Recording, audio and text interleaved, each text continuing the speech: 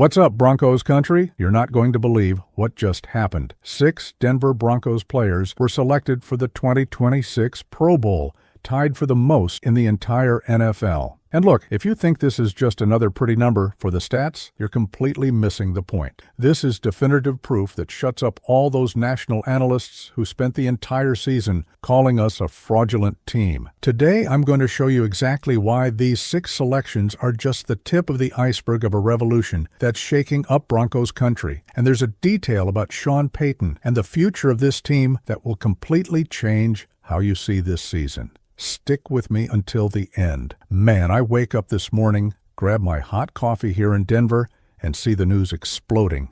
6 players from our Denver Broncos in the 2026 Pro Bowl. Zach Allen, defensive tackle. Garrett Balls, offensive tackle. Nick Bonitto, outside linebacker. Quinn Miners, offensive guard. Pat Surtain II, cornerback. Cortland Sutton, wide receiver. And we're not talking about reserves pushed in either. 4 of these guys were chosen as starters. Let me put this in perspective for you. This is the highest number of Pro Bowl selections since 2014. You remember where we were in 2014? That was the Peyton Manning era, baby. That historic defense. And now, a decade later, we're finally back at that elite level. And you know what the craziest part of all this is? ESPN, Fox, all these national media guys spent months saying that the Denver Broncos were a manufactured team, that we only won because the schedule was easy, that Bo Nix was just rookie luck. Now tell me, can a fraudulent team tie with the Baltimore Ravens, San Francisco 49ers, and Seattle Seahawks for the most Pro Bowlers in the league? I'll answer for you. No. Look at the balance of this list. 3 on offense, 3 on defense. This isn't luck, man. This is roster construction. This is George Paton knowing exactly what he's doing. This is Sean Payton molding a complete team, not just one side of the ball. And when you analyze name by name, the story gets even more absurd. Patrick Surtain II, man, he earned his 4th consecutive Pro Bowl selection at 25 years old. He's already in the conversation with Champ Bailey and Aqib Talib as the only cornerbacks in Broncos history with 4 consecutive Pro Bowls. He missed 3 games due to injury this season and is still considered one of the best cornerbacks in the NFL. This is absolute domination. Nick Bonitto? The guy has 12.5 sacks on the season, tied for 5th place in the entire NFL. And you know how many years he's been in the league? This is only his 3rd year. 3rd. He's hunting quarterbacks like he's Von Miller reincarnated, and that's no exaggeration. The numbers are there. Quinn Miners, this giant from Nebraska, got his first Pro Bowl selection after being brutally snubbed last year when he was All-Pro but not a Pro Bowler. Justice has been served. According to Next Gen Stats, he allowed the 2nd lowest quarterback pressure rate among all guards in the AFC, and he's the first Broncos guard selected to the Pro Bowl since Luis Vasquez back in 2013. 12 years, man. 12 years waiting for this. Garrett Bolles, let me talk about Bolles. 9 seasons in the league. 9. He was already All-Pro in 2020, but had never gotten the Pro Bowl selection. You know how many pressures he allowed in 639 pass protection snaps? 17. 17. Can you understand how absurd that is? And now, finally, the recognition he's deserved for years. Zach Allen, the man made history. He recorded 43 quarterback hits this season, becoming only the 2nd player in NFL history to achieve 40-plus QB hits in consecutive seasons. The other, J.J. Watt. You read that right. Zach Allen is on an exclusive list with one of the greatest defensive ends of all time. And Cortland Sutton, wow, what a redemption story. After years carrying mediocre offenses on his back, after everyone said he was washed, that he should be traded, he comes back and earns his 2nd Pro Bowl selection. The first since 2019, 6 years of waiting, and he deserved every second of that recognition. But here's a detail that the national media isn't talking about, and that needs to be said. Sean Payton personally called each of these players when the selections were announced. Didn't send a text, didn't delegate to the staff. He called. Each starter, each reserve, even the reserves of the reserves. This is the kind of obsessive detail that separates a good coach from a great coach. This shows that Payton isn't here just to win games. He's building a culture. He's making these guys feel valued, respected, part of something bigger. And when you create that kind of environment, you don't build a team for one season. You build a dynasty. Now, before you think 6 Pro Bowlers is all we have to celebrate, let me tell you about the biggest injustices of this selection. Because if there's one thing that proves how deep this roster is, it's the guys who should be on this list but were left out. Devin Key. Man, come on. The man leads the entire NFL in special teams tackles. He's the absolute prototype of a special teams player. Darren Rizzi, our coordinator, said flat out, "I don't care if he wasn't selected. He is a Pro Bowler here." And you know what happened. The entire team went on social media defending Devin Key. Patrick Surtain, Cortland Sutton, Bo Nix, everyone retweeting and asking for votes for him. That's a united locker room. That's family. And Key at least was first alternate. So there's a chance he'll get in if someone gets injured or chooses not to play, which will happen because half these guys will be preparing for the Super Bowl. Yes, I said it. Super Bowl. Write it down. Bo Nix, second-team alternate. The rookie who's rewriting the Broncos record book, who already has 6 AFC Offensive Rookie of the Week nominations, who led one of the biggest comebacks in NFL history against the Colts, 33 points in the fourth quarter after being down by 18, is treated like a third option. This is stratospheric-level disrespect. Jonathan Cooper, second-team alternate. The guy forms the most lethal edge rusher duo in the AFC with Nick Bonito, but stays in the shadows because the media only wants to talk about famous names.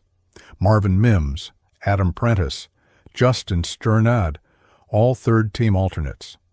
And the biggest injustice of all, Talanoa Hufanga, that safety we brought in from San Francisco, was a fourth-team alternate. The guy has been fundamental to our defense, but apparently safety doesn't matter as much as flashy names. But you know what these injustices really mean?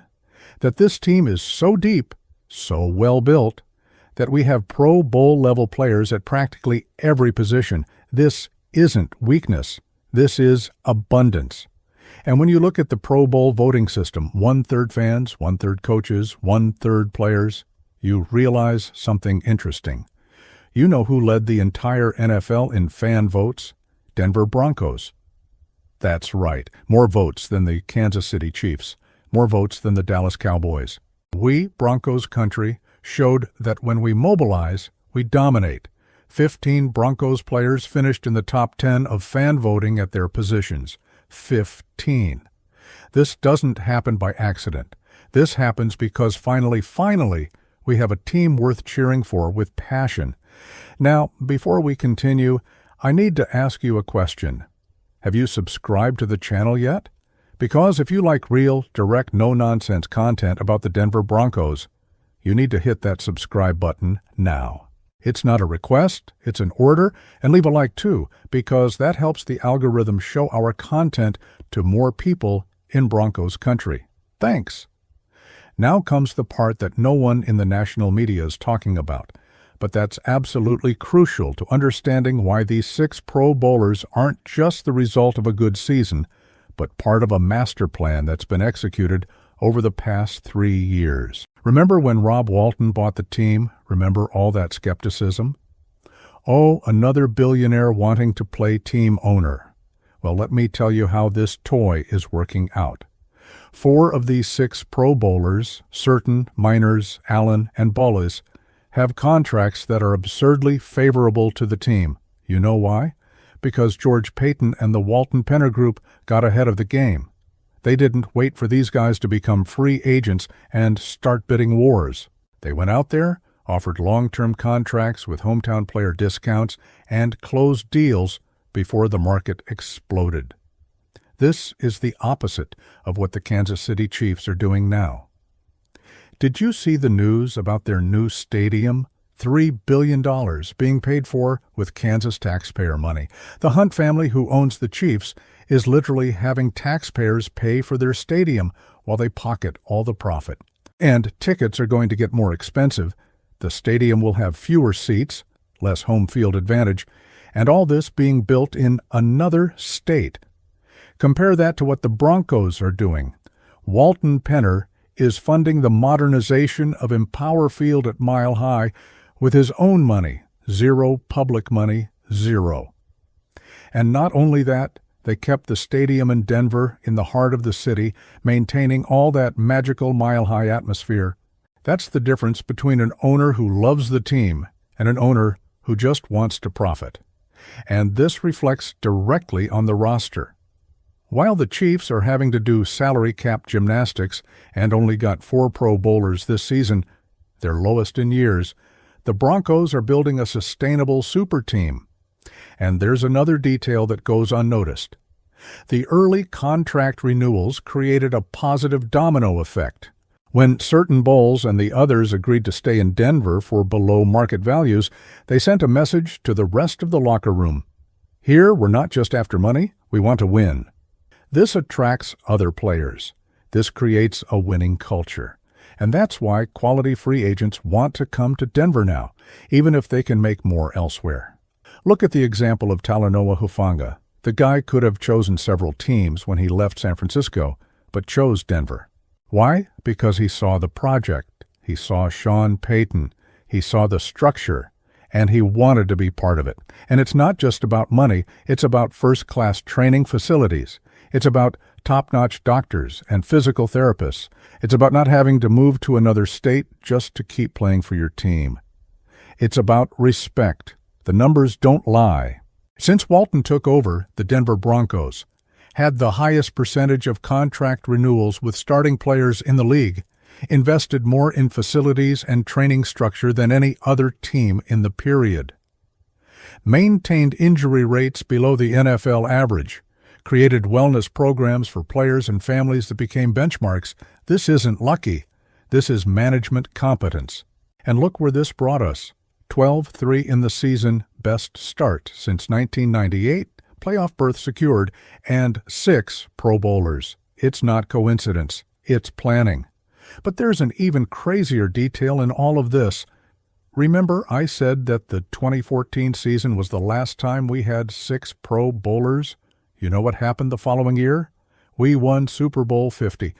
I'm not saying history repeats itself, but I am saying that patterns exist. And when you have 6 Pro Bowlers, when you have a united locker room, when you have a coach obsessed with details, when you have owners willing to invest, man, anything is possible. And now comes the cherry on top. On Thursday, Christmas Day, we're going to visit the Kansas City Chiefs. And look at the perfect timing of this. The Chiefs are destroyed by injuries. Rashid Rice, coming off concussion, probably won't play. Taquan Thornton out. Trent McDuffie, one of their best cornerbacks, out. And to top it off, Patrick Mahomes will very likely be rested because the game means absolutely nothing to them. Meanwhile, our injury report? Clean as a whistle. Justin Strnad already practiced fully.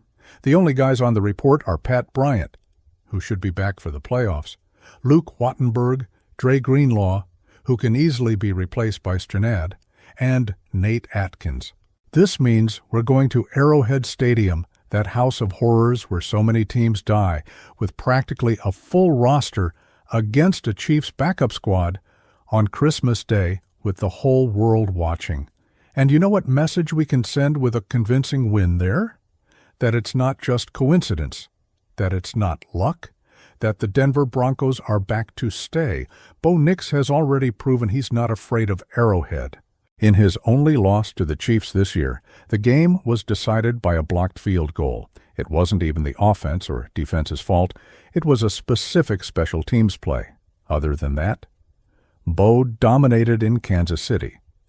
Now imagine with a short week of preparation, which favors the more disciplined and well-coached team, spoiler, that's us, against an injured team. with all the confidence of 6 Pro Bowlers on the roster.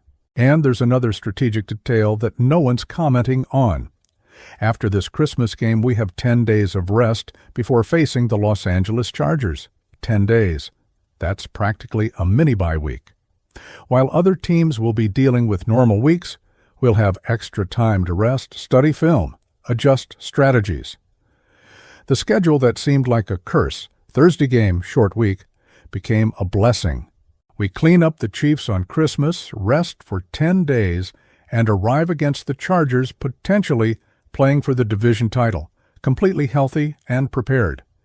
This is what I call everything aligning at the right time. And look at the narrative that's forming. 6 Pro Bowlers announced days before the Christmas game. Confidence sky high. Complete team, injured opponent. This isn't pressure. This is opportunity. Sean Payton knows this. George Payton knows this. And you can be absolutely sure he's already hammering this into the players' heads. You're Pro Bowlers. You're the best at your positions. Now go out there and prove it. Let me be 100% honest with you. I grew up watching the Broncos, saw both Super Bowls with Elway, lived through the agony of the Orton, Tebow, Lynch years, suffered through Russell Wilson. And now, in 2025, I'm telling you with all caps, this is the most complete, best built, most prepared team for greatness that Denver has had in a decade. 6 Pro Bowlers isn't empty statistics. It's validation. It's confirmation that everything we'd been feeling, that this team was special, that Bo Nix was different, that Sean Payton knew what he was doing, all of it was true. And while the national media keeps chasing its own tail, trying to explain how this 12-3 team isn't really good, we'll keep winning, keep proving, keep dominating. Because you know what the difference between confidence and arrogance is? Results. And the results are there in bold letters: 12-3, 6 Pro Bowlers, playoffs secured, and a future that looks brighter every week. So when you wake up on Christmas Day and turn on the TV to watch the Broncos in Kansas City, remember all this. Remember that you're watching not just a game, but the building of a dynasty. Remember that these 6 Pro Bowlers are just the beginning. Remember that there are another 6 or 7 guys who deserve to be on this list, but were left out because the roster is too deep. And most importantly, remember that this isn't this team's ceiling. This is just the floor. Because when you have a 25-year-old cornerback who already has 4 consecutive Pro Bowls, a third-year edge rusher with 12, 5 sacks, a guard who allows fewer pressures than 95% of the league, a tackle who protects the blind side better than anyone, a defensive tackle making history with J.J. Watt, and a wide receiver who came back from hell to prove his worth. Man, you don't have a good team. You have a championship team. And that's why I'm going to make a bold prediction here right now in December 2025. The Denver Broncos won't just beat Kansas City on Christmas, won't just beat the Chargers and win the division. This team is going to make it to Super Bowl LX on February 9th in Atlanta and bring the 4th Lombardi Trophy to Mile High. You think that's crazy? Think it's wishful thinking from a fanatic fan? Then answer me this. If I told you in August that Bo Nix would break rookie records, that we'd have 12 wins before Week 17, that 6 players would make the Pro Bowl, would you have believed it? Probably not. But it happened. And the impossible will keep happening. Because this isn't the Denver Broncos of 2018, 2020, 2022. This is the Denver Broncos, built by billionaire minds, coached by a Hall of Famer, played by Pro Bowlers. This is our moment. This is our team. This is our season. Now I want to hear from you. Which of these 6 Pro Bowlers do you think will be the MVP of the game against the Chiefs? Comment below. And don't forget, subscribe to the channel, leave a like, and share with everyone you know in Broncos country. Because we're not just going to watch history being made, we're going to be part of it. Broncos country, see you on Christmas in Kansas City. And after that, see you lifting the Lombardi Trophy. Let's go Broncos!